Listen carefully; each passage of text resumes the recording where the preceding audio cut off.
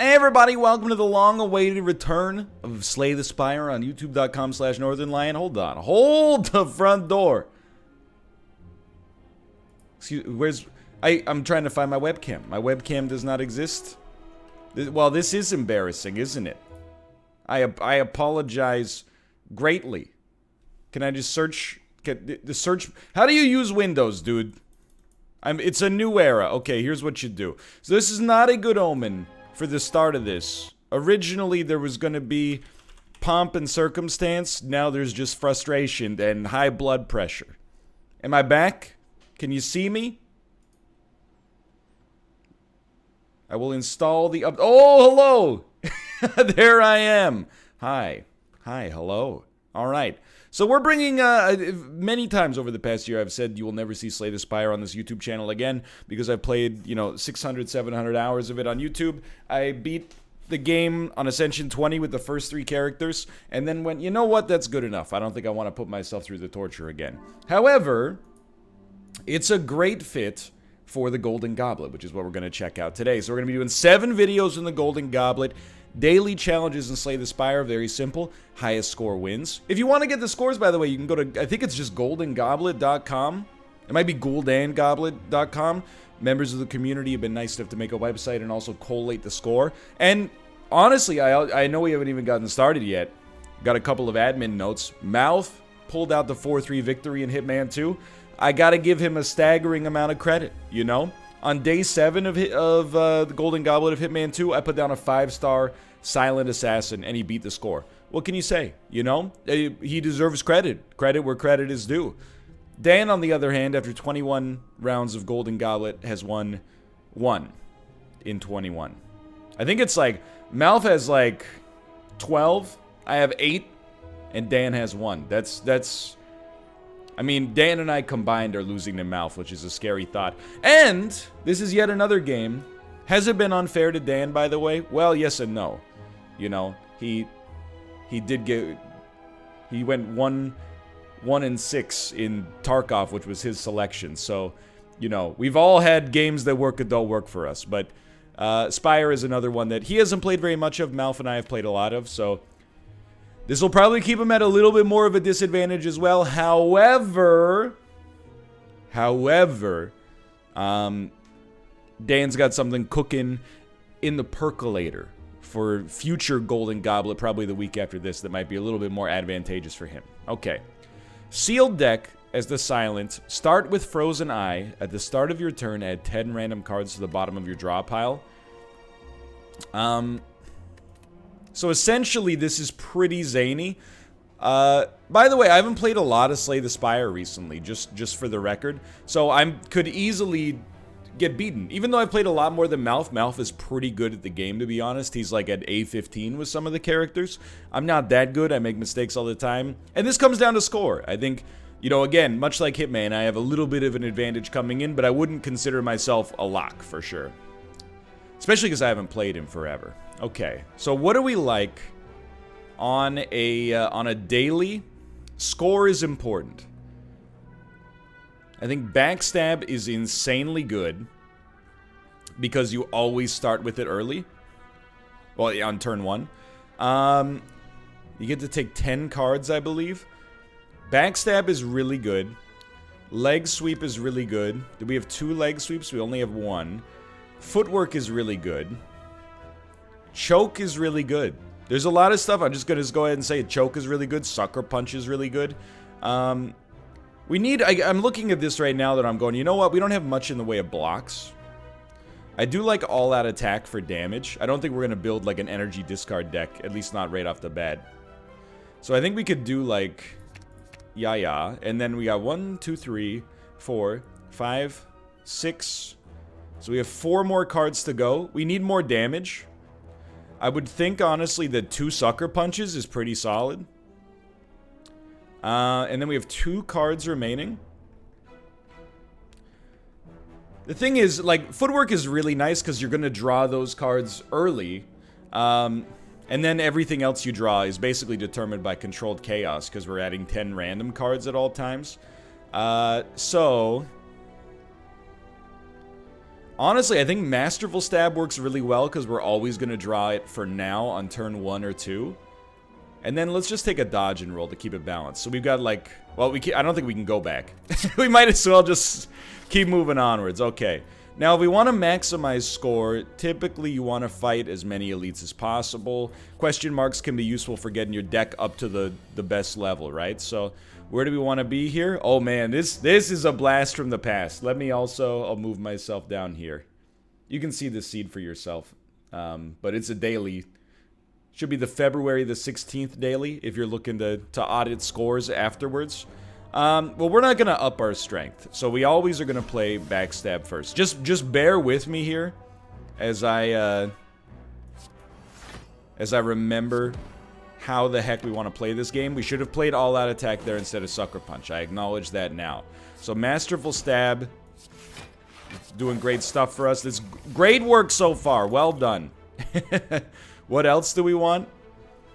Honestly, for now, I feel like you don't need to add cards to the deck. Although, admittedly, for now, why don't you just give me the max HP? Admittedly, I mean, there's positives and negatives, right? The positive is you get more score.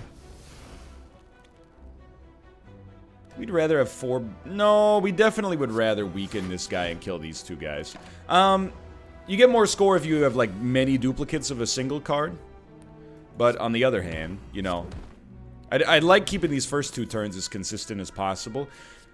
Piercing Whale, I'm going to take because it hard counters, yeah, just 1 boss, really. 1 elite and 1 boss, I'd say, on this floor. I apologize for the eldritch noise that left my... my mouth there. It feels good to be back. I'll tell you that with authority. 11. Don't discard Sucker Punch. That would have been bad. There's something to say about Heel Hook when we have so much weakness to apply. But I think you're gonna have to work pretty hard to convince me to draw stuff as of the present moment, to be honest with you. So we just want to ice this guy as quickly as possible. We know we're going to take damage here. Well, actually, now that I think about it, with 4, it's not necessarily super likely that we would take damage.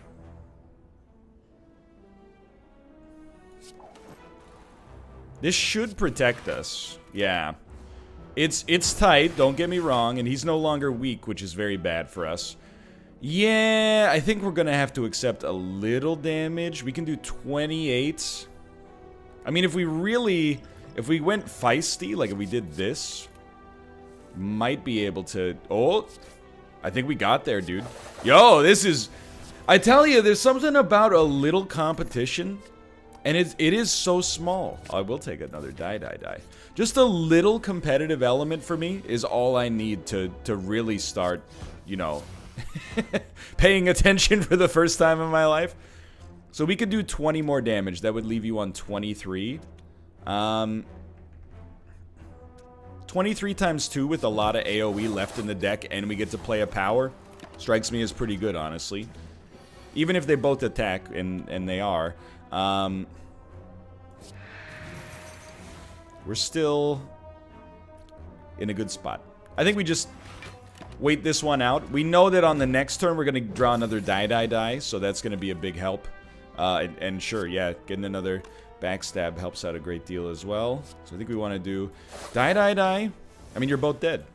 It's that easy. We drew amazingly on that turn. Don't think we need any of these. I really... Oh, we can't smith! We shouldn't be going to campfires. Okay. Akabeko, your first attack each combat deals 8 damage. Ooh la la.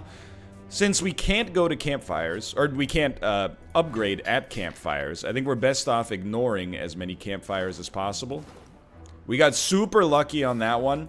Hey man, I play the game, pardon me, I play the game a little aggressively from time to time. Now it doesn't always benefit me, or behoove me. That much is... certain.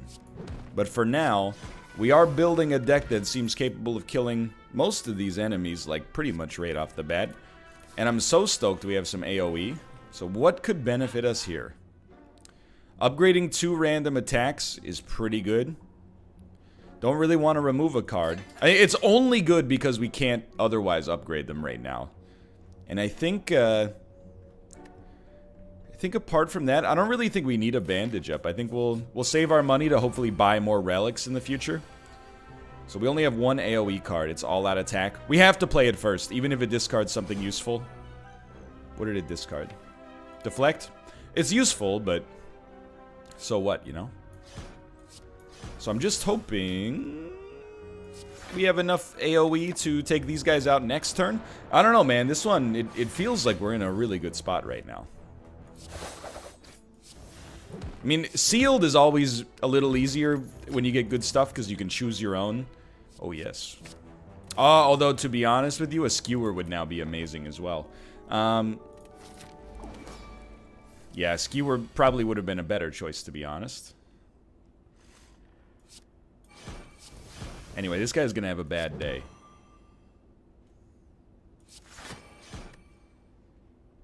He may hurt us. He's doing 42 damage. Yeah, I don't know if there's much we can do to get out of that. But I think... I mean, we can play this, but we're not quite there. Oh, no, wait, no, we're not quite there. I still think you should play it, just in case. It sucks to lose the bonus for, Oh, let's go. It sucks to lose the bonus, but whatever, you know? There's not a whole heck of a lot you can do about it. Might as well piercing wail this guy. Then we can do 15 damage, or we can do 19 damage and extend weakness by 1 turn. Pretty easy decision there. We will never draw...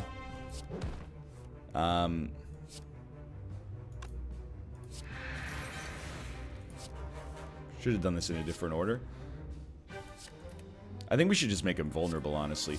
We will never draw the burns he gives us, because they all go to our discard pile. I mean, maybe we might draw them at some point, but it's a long way away. Let's put it that way.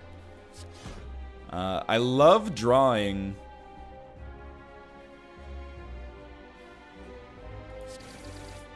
Not in general, I'm not much of an artist, honestly. But I love drawing masterful stabs.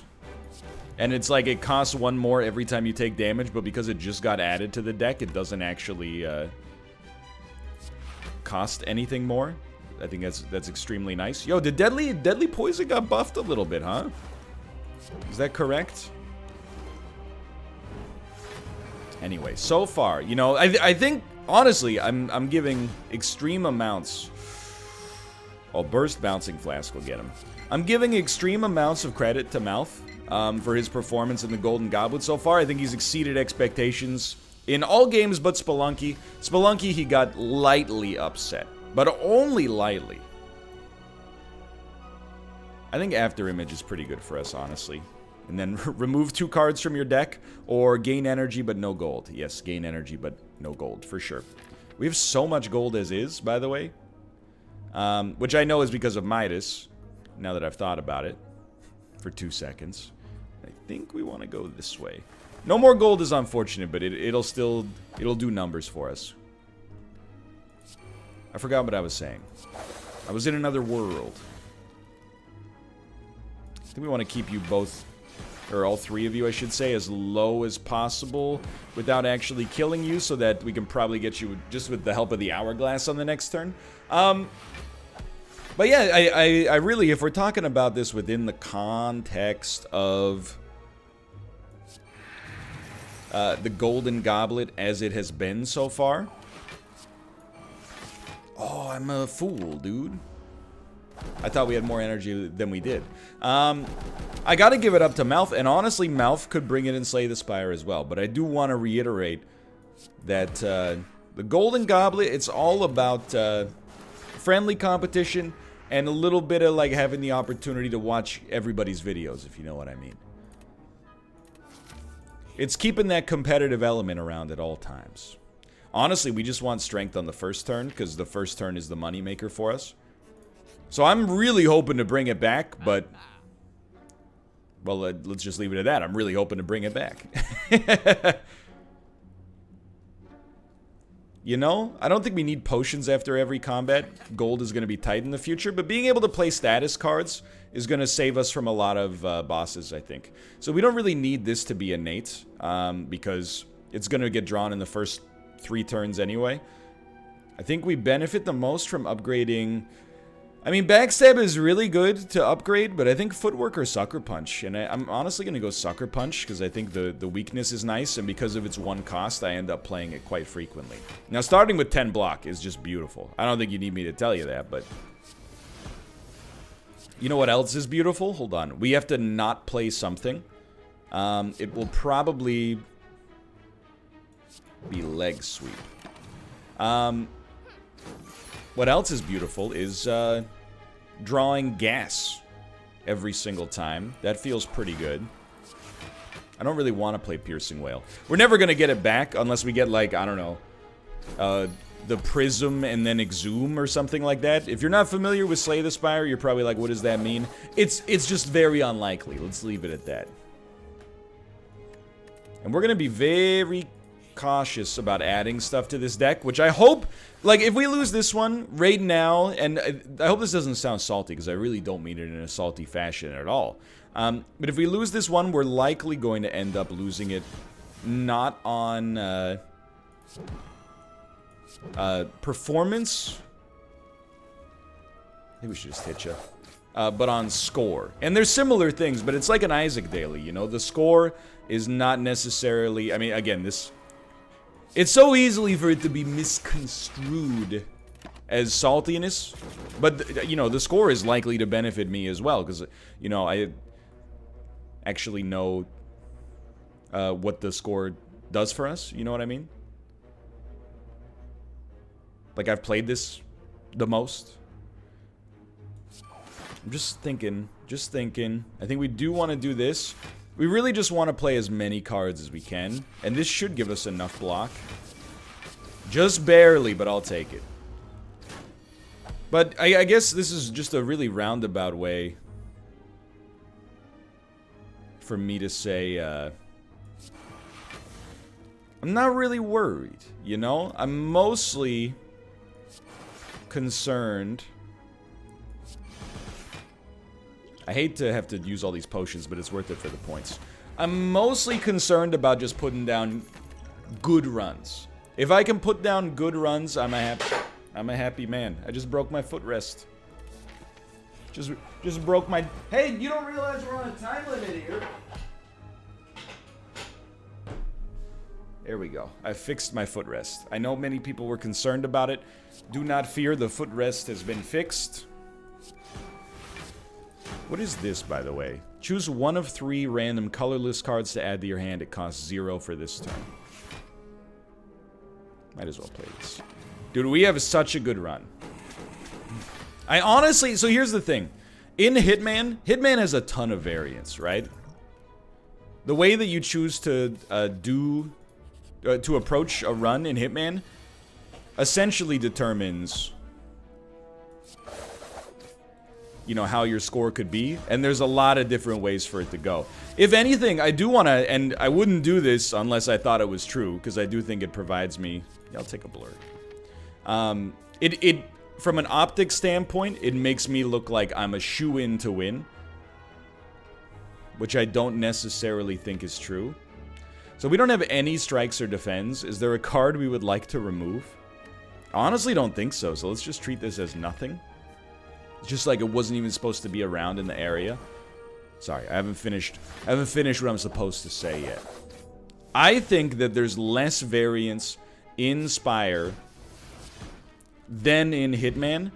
And because I've played so many dailies, we need this. If we draw that turn 1, everything's dead.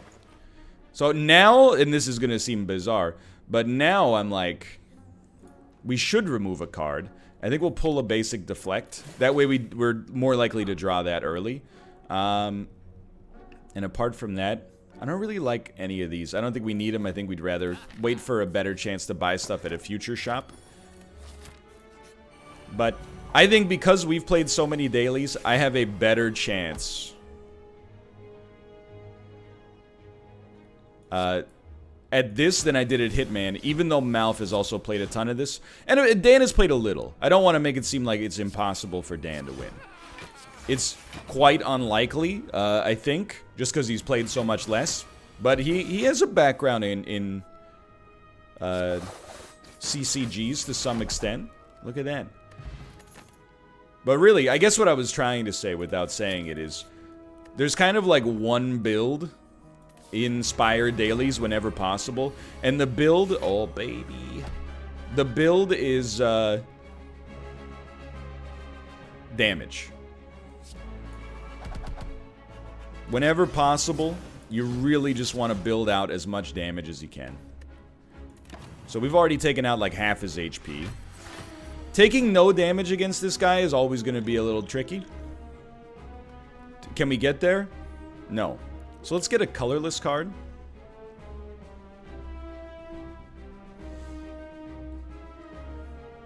I think the only way to get 0 damage here is to try to use thinking ahead to get out in front. We should play after image first, but then we can put this at the bottom. Actually, I think we'd like to put maybe this at the top, I should say. Okay. And then this and this. Oh my god. We've gotten there. Although we should have probably played well-laid plans instead of Sucker Punch. Alright. So that was, well, let's just be honest. It was lucky. We should start with this. And then this. And then this. Okay. Okay. So I'm not saying we're getting the perfect, but this was a pretty good stroke of luck for us. This should leave us in a solid position. You're definitely gonna... Well, you could always start with Envenom. You don't really want to apply Corpse Explosion. But I think Envenom it'll do a lot of work for you. This is good damage, but to be honest, I think I'd rather try Calculated Gamble, and, you know, sometimes it's better to be lucky than good, I suppose. So now this guy really brings the heat. 32 damage. Hard to get that much block, honestly. I would go a step further. Impossible for us to get that much block.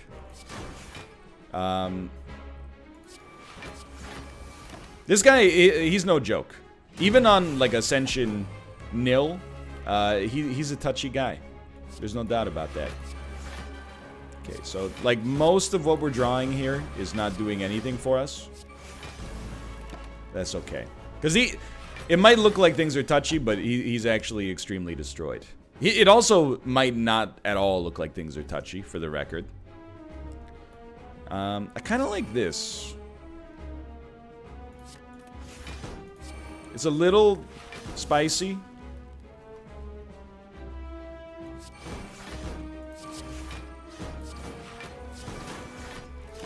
The double after images saved us a lot there. The thing is, and if you're watching Slay the Spire just to have something to watch in the background, that's cool. Don't get me wrong.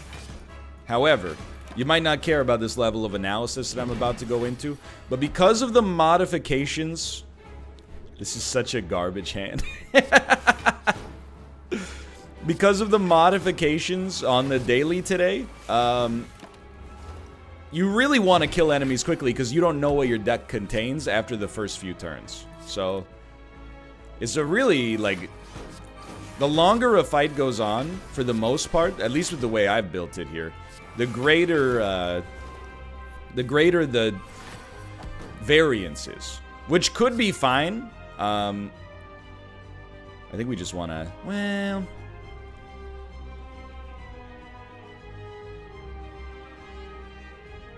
Let's do it this way. Which could be fine, because you could always get better stuff than you had in your deck to begin with. You could just luck out. I honestly don't think we want anything. I know that's spiced, because Malaise is like a beautiful card, but attacks that cost 0 deal 4 additional damage. I think we gotta go with Wrist Blade. I'm focusing the whole run on killing enemies before we start to draw Chaos.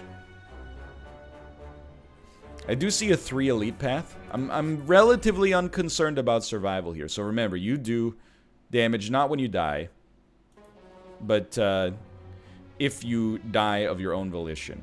So this is one where we want AoE, but we don't have it. Turns out, will not matter at all. 15 cards is actually, now that I think about it, because we draw 2 extra cards on turn 1. Maybe 15 cards is not the magic number, but that's okay. Starting combat with 1 artifact. I actually think because of mutagenic strength, that might give us 3 strength up into perpetuity. Which is just a good excuse for me to say the word. Yeah, so that's basically, we just bought 3 strength, which is incredible. So, we might as well toast you. Or actually, this is even better. Get you so close to toastedness. We didn't need to kill you. Could have focused on you instead. Should have played Blur, I think, on this one. It doesn't matter, because you're going to die. We only need to hit you for like 27, maybe. 32, 33, sorry. 30. Okay, one of these days we're going to get it. These are good fights. It really, I think it all comes down at this point to the timekeeper. I mean, this guy's a real pain in the butt too, honestly. But I think that the right course of action for this guy is just give him all he's got, and then you can use Ghost in a Jar to get out of a jam. If you even get into a jam in the first place. Yeah.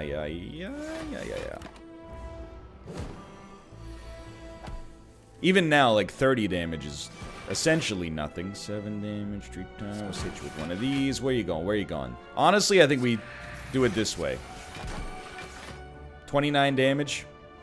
You're not an elite, so I'll take the damage willingly, though it annoys me slightly. This, honestly, might get my vote for the worst enemy in the game. This is like a very much we did things in the wrong order situation here, but... like, this guy gets my vote for the worst enemy in the game. But we still toasted him pretty easily.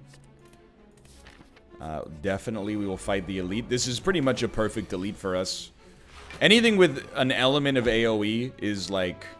it's too easy.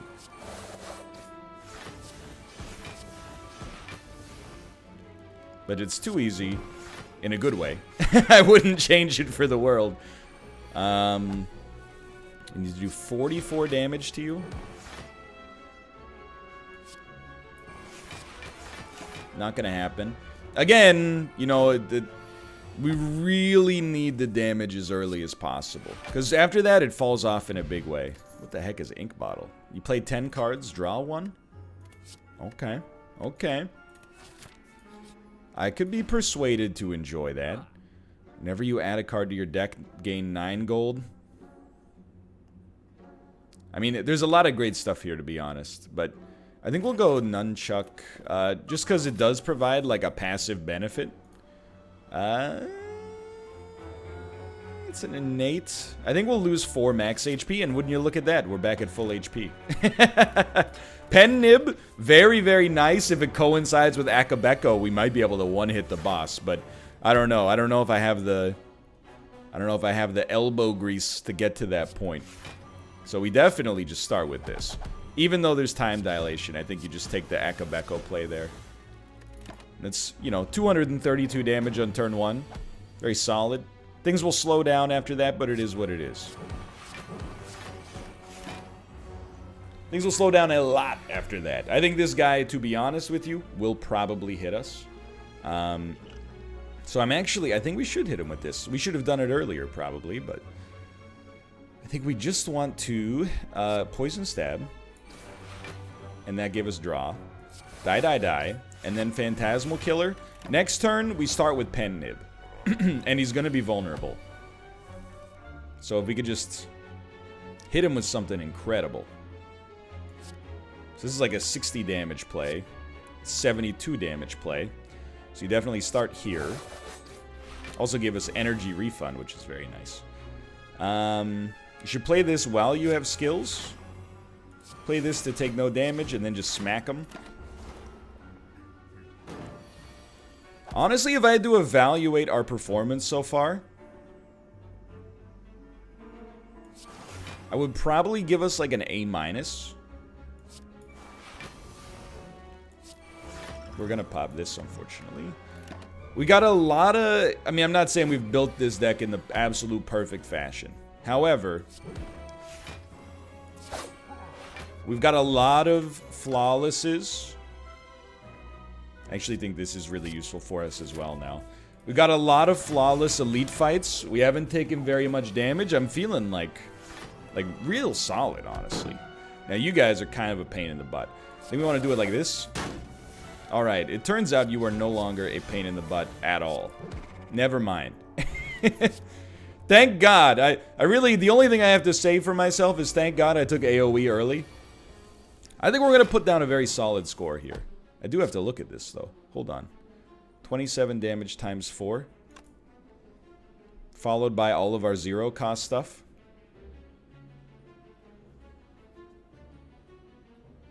I think you do start here with Akabeko. It does 54 damage? Oh, because of Pen Nib. Okay, well, it's still the right play. Bottled Tornado puts a power into our hands. I think After Image is fine in that regard. Nothing else here appeals to me basically at all. This guy is still a little bit of a... He's a conundrum for us. You definitely do want to play Skewer first. I think that's still, like, demonstrably the right play.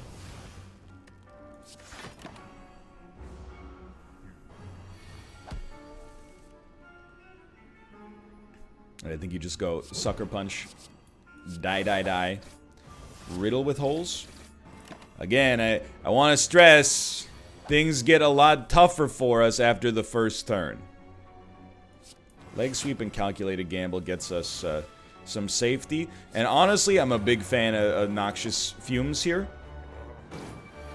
Of course I would be, because according to MALF, I sharded, so... Hold on. Hold on here. To me, this seems like you'd really like to get a Malaise out. Is there any way for us to... Oh, okay, hold on. How about discard 3 cards and hit him with this? We are still going to take damage. There's nothing we can do about that, but nerfs him for the future for sure. Okay, Terror is a must play. Now, I think we want to play a 0-cost attack and get the Pen Nib and then just hit him for everything we got. We're still going to get hit again. It's alright, this is the last elite before we rest. This was, in my opinion, a pretty okay fight. But I will say,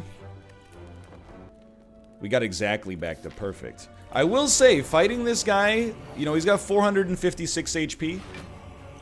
This could be touchy, and not even in like an ironic way, you know? This is like, is actually a little dangerous. So we definitely start here. And then you play your 0-cost stuff. It's a great start, don't get me wrong. I think this is an amazing Piercing Whale turn. And then I would like to do damage to him while he's vulnerable. Like, to me, I think that's actually worth more than getting the power out there. So we only need to hit him for... He needs to get down to 228. So this is where you have to remember. I'm like, if I would like to play 5 cards, I think, so that I have 12 to go from that point onwards. So, I mean, we would have to play all of our cards then. Something like 1. This is kind of worthless, but you live with it. You know, we didn't do good things with Pen Nib there. Losing Skewer does suck, but mostly Skewer's there for Akabeko. So on this turn, we can just kind of prepare ourselves. We don't have to do anything if we don't want to. I don't think it's even worth playing Distraction to try to make something happen. I think you just stall on that one. Alright, so we're halfway there, which is awesome. And we are going to take damage. There's not a whole lot we can do about that. I think you play a Bouncing Flask and a 1,000 Cuts. So here comes some damage. I want to say... You might not believe me here. Actually, this does more. You still dump that. This is still losable. It is unlikely. But it really depends on what we draw, honestly. Like, for example, this is a pretty not great turn for us.